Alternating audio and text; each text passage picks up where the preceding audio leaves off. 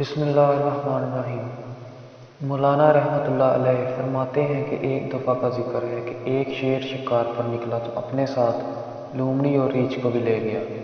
شیر نے 3 شکار کیے، ایک ہرن کا، ایک گائے کا اور ایک خرگوش کا۔ واپسی پر ریچھ بڑا اترا کر چلنے لگا کہ شکار میں ہمارا بھی حصہ ہے۔ شیر بھونک گیا۔ اس نے ریچھ سے کہا کہ شکار کے حوالے سے کیا کہتے ہو؟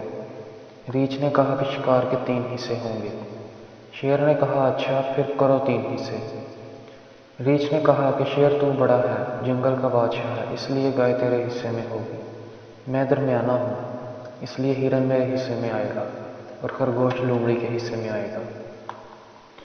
شیر اس کی چالاکی کو سمجھ گیا اور شیر نے پنجہ مارا اور وہیں پر ریچھ کو مار ڈالا۔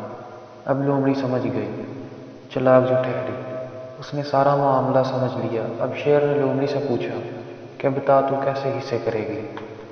لومڑی نے کہا شیر تو جنگل کا بادشاہ ہے، خرگوش ناشتے میں کھائے گا اور گائے دوپہر میں، اور ہرن رات کو تناول فرمائے گا۔ شیر بڑا خوش ہوا۔ اس نے لومڑی سے پوچھا کہ تم نے یہ تقسیم کہاں سے سیکھی ہے؟ تو لومڑی نے جواب دیا کہ ریچھ کی موت سے۔ مولانا روم رحمۃ اللہ علیہ فرماتے ہیں کہ اے غافل انسان، تو بھی کچھ موت سے سیکھ جا۔ جب تیرے پاس تیرے اپنے موت کی نیند سو جاتے ہیں تو بھی ان سے نصیحت حاصل کر لے۔